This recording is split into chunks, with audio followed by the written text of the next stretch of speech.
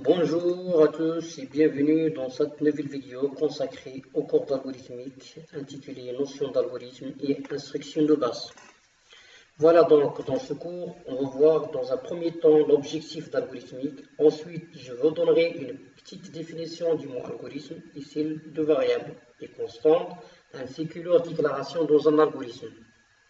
Après, on cite les instructions de base avec leur syntaxe. Enfin, je vais vous montrer la structure générale d'un algorithme qu'on va l'appliquer pour un exemple et pour s'entraîner, enfin, je vous laisse avec quelques exercices. Passons maintenant à l'objectif d'algorithmique. En fait, l'intérêt de l'algorithmique, c'est d'obtenir d'une machine qu'elle fasse certaines tâches à notre place. Autrement dit, informatiser une application qui veut dire faire réaliser par une machine une tâche qui était réalisée par l'homme.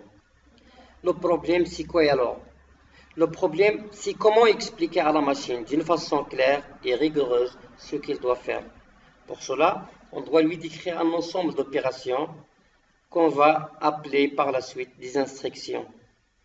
Et ça, c'est ce qu'on appelle en informatique la conception d'algorithme, ou bien la conception d'un algorithme. Il faut savoir que le mot algorithme vient du nom d'un mathématicien arabo-musulman qui est surnommé le père d'algèbre. Il s'agit d'Al-Khwarizmi. Donc plusieurs définitions existent pour le mot algorithme, mais la plus simple, c'est qu'il s'agit d'une suite d'instructions ordonnées qui a pour but, bien, qui a pour objectif de trouver un résultat à partir de données connues. Ces données peuvent être soit des variables, soit des constantes. Ça veut dire quoi une variable? Une variable, c'est une entité dont la valeur peut changer, de le non variable. À l'inverse d'une constante, qui est une entité dont la valeur reste inchangée durant tout le temps d'exécution du programme. Mais on va commencer par la constante. Donc la constante est caractérisée par un nom et une valeur. Et comment on peut la déclarer dans un algorithme? Pour déclarer une constante dans un algorithme, on commence toujours par le mot constante, suivi du nom de la constante, suivi du signe égal et la valeur de la constante. Et comme exemple, on peut citer en mathématiques la constante pi qui est égale à 3,14 et en physique, on peut citer la constante g, l'intensité de pesanteur qui est égale à 10. En ce qui concerne la variable, comme je vous l'ai déjà dit, s'il s'agit d'une entité dont la valeur peut être variée durant l'algorithme, elle est caractérisée par un identifiant et un type. Alors, pour déclarer une variable dans un algorithme, comme on a fait pour la constante, cette fois-ci, on commence par le mot variable, suivi d'un nom, suivi de 2 points, puis le type de la variable. Le type représente la nature de la variable. Elle peut être un réel, un entier, un caractère, bien une chaîne de caractères, et également un booléen. Pour l'exemple, prenons comme variable rayon et surface d'un disque. Voilà, comme vous voyez, on a appliqué la syntaxe de déclaration de la variable. Variable rayon de type entier et variable S de type réel. Après avoir déclaré une variable, on passe au corps de l'algorithme, c'est-à-dire aux instructions. Donc il y a 3 instructions. Il y a l'instruction de lecture, d'écriture et d'affectation. Donc commençons par l'instruction de lecture. Donc pour que la machine puisse nous donner la possibilité de saisir une valeur au clavier, on doit saisir, lire entre parenthèses, la variable que nous avons déjà déclarée dans la partie déclarative. Exemple, lire R. Pour afficher un message à l'écran ou le contenu d'une variable, on utilise l'instruction d'écriture. Comme vous voyez dans la syntaxe, écrire variable affiche le contenu de la variable. Écrire entre parenthèses et entre apostrophes affiche le message à afficher à l'écran. Si on veut afficher en même temps le message et le contenu de la variable, il faut mettre écrire entre parenthèses et entre apostrophes le message, suivi de la virgule et suivi de variable. Par exemple, écrire S, cela signifie quoi? C'est-à-dire qu'il va afficher le contenu de la variable S. écrire entre parenthèses et apostrophe bonjour. Elle va afficher le mot bonjour à l'écran. La troisième instruction est celle d'affectation. Comme son nom l'indique, elle consiste à affecter une valeur ou le contenu d'une variable ou encore une expression à une autre variable. L'affectation est symbolisée par une flèche orientée vers la gauche. L'apprenant reçoit, comme dans la syntaxe on dit, variable reçoit une valeur. On peut dire aussi la valeur est affectée à la variable. Idem pour les autres. Dans l'exemple, on dit A reçoit la valeur 2, ou bien la valeur 2 est affectée à la variable A. Le deuxième exemple, S reçoit P multiplié par R2. Donc, qu'est-ce qu'il fait la machine? La machine fait le calcul de l'expression. Ensuite, le résultat sera affecté à la variable S. Nous arrivons maintenant à la représentation d'un algorithme. En fait, un algorithme est composé de trois parties principales. D'abord, l'entête qui sert à donner un nom à l'algorithme. Ce nom permet tout simplement de donner au lecteur d'avoir une idée de ce que fera l'algorithme qu'il lira.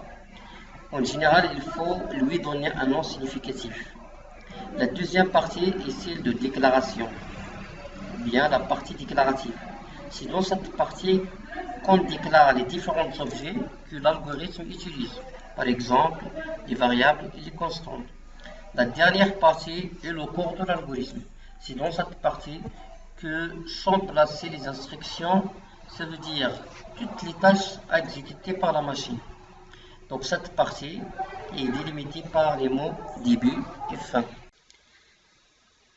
Pour bien comprendre cette représentation d'algorithme, prenons l'exemple suivant qui calcule la surface S d'un disque de rayon R.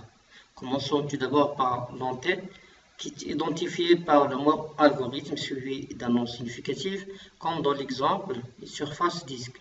Ensuite, dans la partie déclarative, on déclare les deux variables R et S et la constante P.